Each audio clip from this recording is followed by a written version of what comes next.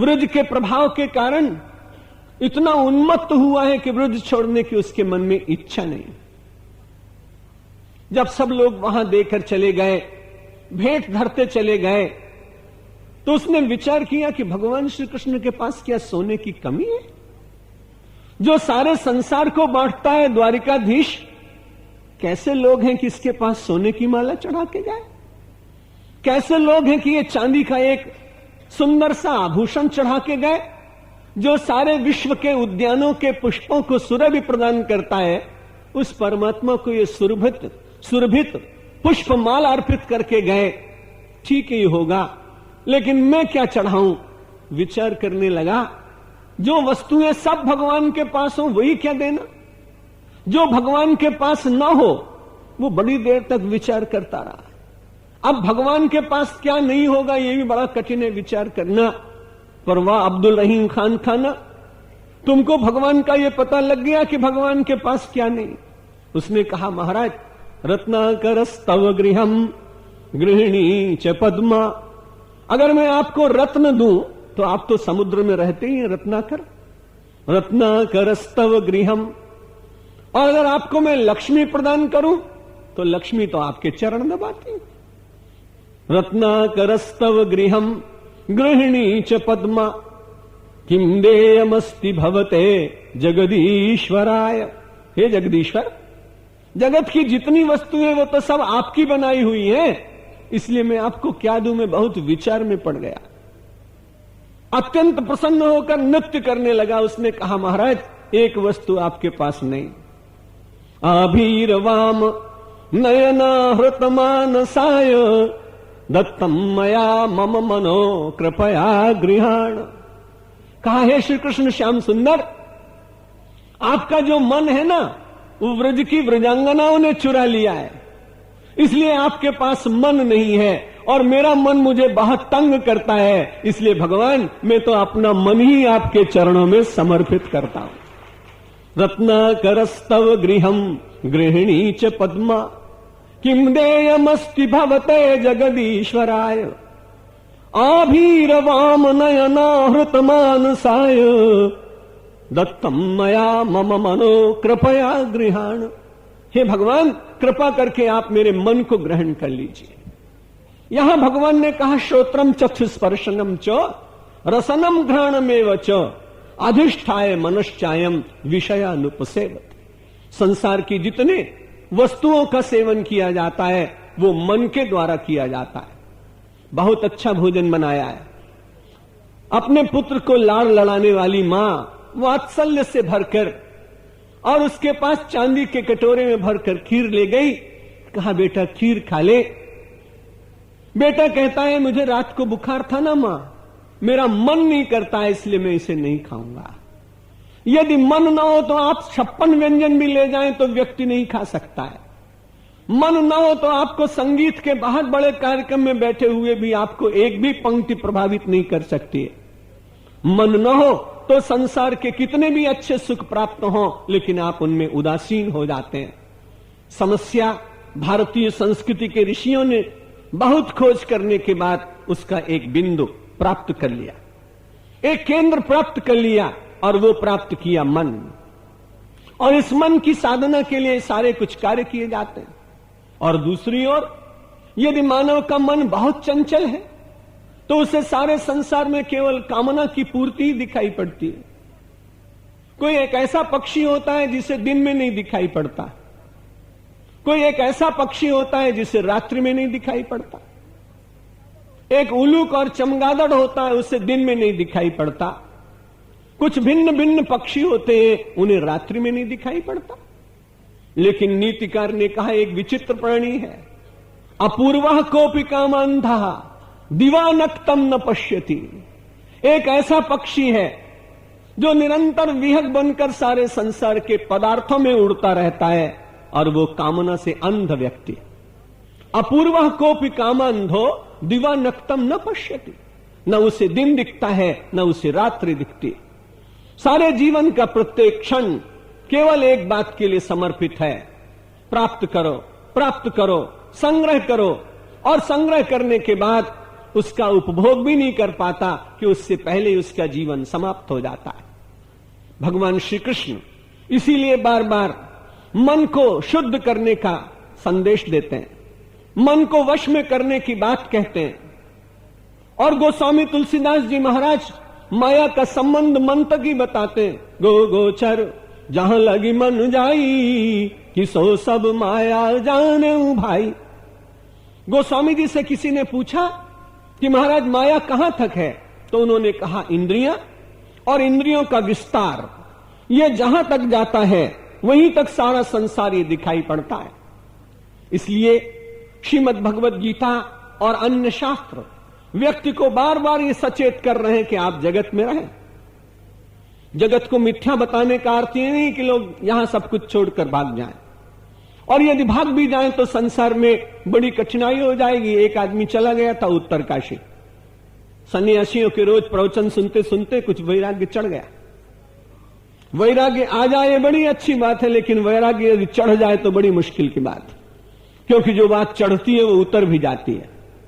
लोग कहते ना इसको नशा चढ़ा है, तो सवेरे नशा उतर जाता है।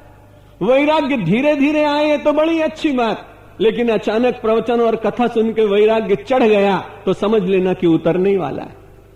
पहुंच गया उत्तरकाशी, उत्तरकाशी पहुंच गया और महात्माओं के साथ रहने लगा। दीपावली का पर्व आना था, लोग अपने अपने छोटे छोटे घरों को अच्छी तरह से सजा रहे थे। पर्वत में घर भी छोटे से होते हैं, और कोई रंग रहा था, कोई हरा, कोई पीला, कोई लाल, जिसको जो रंग अच्छा लगता है। दुनिया की ये भी बड़ी विचित्र बात है कि सब रंग सबको अच्छे नहीं लगते। किसी को कोई रंग अच्छा लगता है, किसी को कोई रंग अच्छा लगता है। अब वो चला तो गया था, लेकिन उस दिन अचानक जब बैठा ध्यान करने के लिए, तो उसके पास में बैठा हुआ दूसरा उनका साथी सन्यासी बड़ी जोर से हंसने लगा। उसने कहा, अरे तुम क्यों हंस रहे हो? उसने कहा, कोई बात नहीं। फिर उसने कहा, नहीं आप तो बहुत अट्टहास कर रहे हैं। उन्होंने कहा, तुम यहां बैठे थे लेकिन तुमने तो रास्ता जाम कर दिया। मैंने? हां, तुम यहां उत्तरकाशी तो में चले आए, बड़ी अच्छी बात है, लेकिन सारा ट्रैफिक जैम हो गया है। वो कैसे? सड़क केवल 20 फीट की है और तुम्हारा बंगला 100 फीट में बना है। अब तुम यहां बैठकर ध्यान तो कर रहे हो भगवान का, लेकिन दिवाली में लोगों के रंगे हुए घर देखकर आज तुम्हें अपना बंगला याद आ रहा है, और तुम उसे घसीट कर बंबई से उत्तरकाशी ला रहे हो। इसलिए रास्ते में पूरा तुम्हारा बंगला ही बंगला है, पीछे का तो रास्ता बंद हो गया है। ये मन हिमालय में भी यदि चला जाए ना, और यदि आपने इसको साधने का प्रयत्न नहीं किया होगा, तो हिमालय आपकी मदद थोड़ी करेगा। अपनी महिमा के कारण आपको थोड़ी देर तक शांत बनाएगा, अपने उस हिमत्व के कारण आपको शीतलता देगा, लेकिन जिस दाहकता को आप अपने अंतर से प्रकट करते हैं, उस दाहकता का शमन केवल भगवत भक्ति के द्वारा ही होता है। मानव के अंतरतम की जो दाहकता है, उसका विनाश करने के लिए विज्ञान ने कोई ऐसा यंत्र नहीं बनाया। आपको बहुत ठंड लगी हो तो आप हीटर लगा सकते हैं, आपको बहुत गर्मी लगी हो तो आप एयर कंडीशनर में बैठ सकते हैं, लेकिन मानव के भीतर की दाहकता और शीतलता, इन दोनों का परिवर्तन केवल परमेश्वर की कृपा से होता है। और परमेश्वर की कृपा से मानव संसार के पदार्थों के मध्य में रहते हुए अपने मन को यदि साधने का प्रयत्न न करे, तो वो निरंतर घूमता रहेगा और वायुर्गंधा निवासयात की तरह मन के द्वारा ही न मालूम कहां ले जाएगा। शास्त्रों ने कहा वो बहुत अच्छे परिवार में भी जन्म सकता है। शुचि नाम श्रीमताम गेहे योग भ्रष्टो भी जायते, वो पवित्र घर में आ सकता है, योग भ्रष्ट हो सकता है, बहुत श्रेष्ठ व्यक्ति बन सकता है, लेकिन यदि अपने मन को उसने न संभाला तो शूकर योनिम्बा, कुकर योनिम्बा, चांडाल योनिम्बा गच्छति। फिर वो कभी शूकर योनि में चला जाता है, कभी वो कुकर योनि में चला जाता है, कभी वो चांडाल योनि में चला जाता है। हमें और आपको बड़ा अधिकार परमात्मा ने दिया। हम चाहे तो परमात्मा के परम प्रिय भक्त बनकर जगत का श्रृंगार करते हुए, सात्विक संस्कारों में जीते हुए और उनका प्रसारण करते हुए विश्व के दुखी मानव की पीड़ा का परिहार करते हुए अपने जीवन को धन्य भी बना सकते हैं। और यदि हमारे जीवन में से ये सद्गुण समाप्त हो जाएं, तो व्यक्ति अपने जीवन को निरर्थक भी कर सकता है। उत्क्रामंतम स्थितम वापि भुंजानम वा गुणान्वितम विमूढ़ा नानुपश्यन्ति पश्यन्ति ज्ञान चक्षुषः। जो विमूढ़ व्यक्ति है उसको दिखाई नहीं पड़ता है। हम सब लोगों को भी कम दिखाई जब पड़ने लगता है तब चश्मा लेने जाते हैं। चश्मा भी एक बहुत दिन तक चलता नहीं, नंबर बदलते चले जाते हैं। ठीक यही स्थिति हमारी आंखों से संसार दिख रहा है, लेकिन भोगी को केवल संसार में भोग ही दिखाई पड़ेगा। रागी को केवल संसार में राग और आसक्ति ही दिखाई पड़ेगी। अपने शरीर को छोड़ देने के बाद भी और फिर संसार में रहते हुए भी उत्क्रामंतम, कुछ लोग शरीर को छोड़कर चले जाते हैं, कुछ लोग संसार में रहते हैं, और कुछ लोग संसार में रहते हुए संसार के पदार्थों का उपभोग करते हुए रहते हैं। अब पदार्थों के उपभोग के भी 3 प्रकार, एक सत्वगुण, एक रजोगुण, एक तमोगुण। एक व्यक्ति के हाथ में चाकू है, सत्वगुणी व्यक्ति उस चाकू से भगवान के लिए सुंदर से फलों को तैयार करता है, चाकू तो वही। दूसरा रजोगुणी व्यक्ति उस चाकू से अपनी पेंसिल छीलता है, नोक निकालता है। उसके पास कुछ ना हो, चाकू तेज हो, घर का छोटा बच्चा आ जाए, कहता मेरी पेंसिल टूट गई है, इसमें से नोक निकाल दो, तो उस चाकू का उपयोग रजोगुणी व्यक्ति पेंसिल तैयार करने के लिए करता है। लेकिन वही चाकू तमोगुणी व्यक्ति चुपचाप बैठा है, और उधर से कोई आदमी निकला और उसे पता लगा कि इसके पास तो 5 लाख रुपए हैं, वो तुरंत उसी चाकू को किसी के पेट में और डालकर और उसका प्राणांत कर देता है। संसार में भुंजानम व गुणान्वितम, गुणों के द्वारा ही संसार के पदार्थों का उपभोग व्यक्ति करता है। सत्वगुणी व्यक्ति विचार करता है कि ऐसा करने के बाद इसका परिणाम क्या होगा। रजोगुणी व्यक्ति थोड़ा विचार करता है, और तमोगुणी व्यक्ति निद्रा, आलस्य, युद्ध, कलह, लड़ाई, इन्हीं को जीवन का सत्य मानकर अपने जीवन को भ्रष्ट करता चला जाता है। विमूढ़ा नानुपश्यन्ति, जो विमूढ़ हो गया मानव, वो देख नहीं पाता है कि हमारे जीवन का कर्तव्य क्या है। जो संसार मिथ्या है, उसी के संग्रह और उसी के संरक्षण में उसकी सारी शक्ति चली जाती है। और जो आत्म तत्व प्राप्त करने के लिए मानव संसार में आया है, विमूढ़ होने के कारण अनुपश्यन्ति न, वो उसे देख नहीं पाते। जीवन का लक्ष्य क्या है इस संबंध में वो विचार नहीं कर पाते। लेकिन कुछ ऐसे सद्भागी लोग होते हैं, कुछ ऐसे बड़भागी होते हैं, कुछ ऐसे भगवत कृपा पात्र होते हैं, कुछ ऐसे गुरु कृपा पात्र होते हैं जो पश्यन्ति ज्ञान चक्षुषः, उनको परमात्मा की कृपा से ज्ञान के चक्षु मिल जाते हैं। आंखें नहीं बदली जाएंगी। अगर ज्ञान के चक्षु ऑप्टिशियंस देने लगते तब तो बड़ा अच्छा होता। हर एक आदमी जाकर के और कहता कि हमें ज्ञान का चक्षु दे दीजिए। लेकिन ज्ञान का चक्षु तो परमात्मा की कृपा से और साधना से मिलता है। अर्जुन ने इतने दिन तक भगवान का साथ किया, ध्यान से पढ़िएगा, लेकिन 11वें अध्याय से पूर्व भगवान ने उसे दिव्य चक्षु नहीं दिए। दिव्यम ददामि ते चक्षु पश्य में योगम ईश्वरम। जब अर्जुन जैसे व्यक्ति को कर्म करना पड़ता है, उपासना करनी पड़ती है, आराधना करनी पड़ती है, भक्ति करनी पड़ती है, धीरे धीरे मल विक्षेप आवरण को दूर करना पड़ता है, अपने को शुद्ध बनाना पड़ता है, हम सब लोग बड़े सजग दिखाई पड़ते हैं। जब भी कहीं किसी अच्छी पार्टी में जाना हो तो एक दिन पहले से तैयारी होती है कि कल कौन से कपड़े पहनकर जाएंगे। फिर वो देखते हैं कौन से किस प्रकार का उत्सव है, उस प्रकार के उत्सव की भी तैयारी करके लोग जाते हैं। और इस संसार के उत्सवों में यदि जाना हो तो अपने को सजाने की चेष्टा करनी पड़ती है। अरे परमात्मा का दिया हुआ ये मानव जीवन संपूर्ण महोत्सव है। इस संपूर्ण महोत्सव को सजाने के लिए मानव को सत्वगुण को अपने भीतर धारण करने का पहले प्रयत्न करना चाहिए। यदि सत्वगुण आ जाएगा तो उसके बाद धीरे धीरे धीरे धीरे ये जो गुणातीत अवस्था है उसको भी व्यक्ति कभी प्राप्त कर लेगा। किसी के प्राण चले जाते, वो अपने स्थान पर घूम रहा है, कोई संसार में रह रहा है, कोई संसार के पदार्थों का उपभोग कर रहा है, लेकिन विमूढ़ता का बिना परित्याग किए हुए मानव सत्य का दर्शन नहीं कर सकता है। आपके घर में बहुत अच्छी बात है कि आपने बेल्जियम से ला करके बहुत अच्छा एक मिरर लगाया हो। उसमें आप बिल्कुल ज्यों के त्यों दिखाई पड़ते हो। आजकल तरह तरह के कांच भी चलते हैं, उनमें आदमी ज्यों का त्यों ठीक नहीं दिखाई पड़ता है। मुझे तो अहमदाबाद में एक दिन कोई घुमाने के लिए बाल वाटिका में ले गया। मैं जितना लंबा हूं उससे मैं 4 गुना उसमें दिखाई पड़ने लगा। दूसरे में मैं जितना हूं उससे मैं 6 गुना मोटा दिखाई पड़ने लगा। मुझे लगा मेरा शरीर तो इतना मोटा नहीं है, मैं किंग कॉन्ग मेरे भीतर कहां से आ गया। ये मिरर भी बड़ा धोखा दिया करते हैं। कभी कांच ठीक दिखाता है, कभी ठीक नहीं दिखाता। अपने मन में, अपने अंतर के दर्पण में अपने को देखने के लिए यह बड़ी आवश्यकता है कि आपके मिरर के ऊपर मिट्टी ना हो, आवरण ना हो, उसे किसी ने ढक न दिया हो।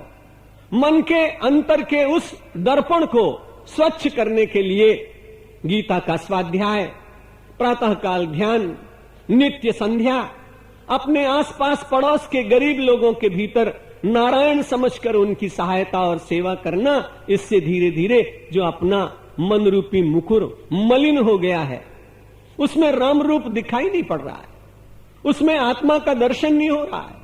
और आत्मा का दर्शन न होने के कारण केवल देह दर्शन करते करते मेरी और आपकी बुद्धि कई बार विमूढ़ावस्था में चली जाती। और जब आदमी विमूढ़ होता है तब यह बड़ी विचित्र बात है कि वो ठीक से पहचानता ही नहीं कि क्या हूं मैं। मुझे कई बार सन्यासी हूं तो कई स्थानों पर जाना पड़ता है। अभी कुछ दिनों पहले मुझे एक जेल में प्रवचन करने के लिए लोग ले गए। समाचार पत्र वाले तो बड़े अच्छे होते। दूसरे दिन समाचार पत्र में छपा स्वामी सत्यमित्रानंद जेल में। बहुत पत्र बिके और नीचे लिखा था कैदियों के सामने प्रवचन। लेकिन हेडिंग उसने यही दी, अब क्या करेंगे। और एक बात बड़ी विचित्र बात हुई कि एक आगरा नाम का नगर है, वहां भी मैं कई बार जाना आना होता रहता है। तो वहां के एक अधीक्षक ने, पागल खाने के अधीक्षक ने बहुत आग्रह किया। मैंने कहा भाई वहां मत ले जाओ, जेल तक तो ठीक है, लेकिन उसने कहा नहीं, आपको पागल खाने में भी चलना पड़ेगा, और मैं ले गया। अब बड़ी विचित्र बात देखी मैंने कि एक पागल व्यक्ति जो धोबी जा रहा था कपड़े लेकर, बेचारा धो के उसके गधे को पकड़ लिया उसने, और गधे को पकड़ लिया और उसके बाद कहता है उस गधे से, तुमको मालूम नहीं मैं राष्ट्रपति हूं और तुम सेनापति हो, तुमने मुझे सलामी नहीं दी। और बार बार उस गधे को वो कहता कि तुम सेनापति हो, मैं राष्ट्रपति हूं, तुम मुझे सलामी दो। अधीक्षक सुपरिंटेंडेंट बार बार उसे कह रहा है कि चलो यहां से भाग जाओ, पर वो उग्र हो गया। उसको भी डर लगा कि कहीं पत्थर उठा के न मार दे। बड़ी कठिनाई है। इस समय वो विमूढ़ अवस्था में होने के कारण अपने को राष्ट्रपति मान रहा है। ये मन भी जब विमूढ़ हो जाता है तब कभी अपने को विषयी मानता है, कभी भोगी मानता है, कभी रागी मानता है, कभी आसक्त मानता है। और जब परमात्मा रूपी सुपरिंटेंडेंट उसके ऊपर कृपा करके याद दिला देता है कि अरे मूढ़ तू ये नहीं है, तब वो कहता है मैं शिवोहम, मैं सच्चिदानंदोहम, मैं दासोहम। फिर उस समय वो परमात्मा का अपने को दास अनुभव करता है। वेदांती होता है तो अपने को शिवोहम कहकर शिव तत्व में विराजमान हो जाता है। ये सारा संसार केवल रागात्मक दृष्टि से जीने के कारण विमूढ़ अवस्था में ले जाता है, और अनुरागात्मक जीवन जीने के कारण अनासक्ति की अवस्था से दूर करके और परमात्मा के चरणों का दिव्य चंचरी बनाकर उसका मधुपान कराने का दिव्य अवसर हम सब लोगों को प्रदान कर देता है। मानव तन, जिसकी महिमा आप सभी विद्वान वक्ताओं के द्वारा श्रवण कर रहे हैं और आप सदा ही सुनते चले आए हैं। यही तो एक आश्चर्य। आपको कभी कोई आदमी ये नहीं कहता है हीरा बहुत महंगा है। एक आध बार कभी बचपन में बता दिया कि सबसे ज्यादा महंगी चीज डायमंड है, प्लेटिनम है। लेकिन कोई आदमी सवेरे प्रवचन आपको रोज नहीं करता कि हीरा बहुत महंगा है, डायमंड बहुत महंगा है। लेकिन यह बड़ी विचित्र बात कि वेद के जमाने से लेकर और अब तक आप अगर मुरारी बापू की कथा सुनने जाएंगे तो वो भी कहेंगे बड़े भाग मानुष तन पावा, और सत्यमित्रानंद का प्रवचन सुनेंगे तो भी वो कहेगा कि दुर्लभम त्रयमेव एतत्, 3 वस्तुएं बड़ी कठिनाई से मिलती हैं, मनुष्य का तन बड़ी कठिनाई से मिलता है। वेद से लेकर और वर्तमान सन्यासी तक रोज सवेरे से शाम तक उसने कहा ये मनुष्य तन बड़ा महंगा है। हीरा महंगा, ये तो बात एक बार में समझ में आ गई, लेकिन इतने वर्षों से प्रवचन सुनने के बाद भी आदमी को अभी तक ये समझ में नहीं आ पाया कि मानव बड़ा मूल्यवान है। परमात्मा करे आप अपना मूल्य समझें, और यदि आप अपना मूल्य समझेंगे तो विमूढ़ अवस्था अपने आप दूर हो जाएगी। और जब आप विमूढ़ नहीं रहेंगे तब तो आप ज्ञानी होंगे, भक्त होंगे, और जब आप ज्ञानी और भक्त होंगे तब तो आप रह नहीं सकते हैं बिना बोले। अब शंकर भगवान की, रामचंद्र भगवान की, कृष्णचंद्र भगवान की, जगदम्बे माता की, पवन सुत हनुमान की, सनातन धर्म की, सब धर्मों की, सब संतों की, भारत माता की।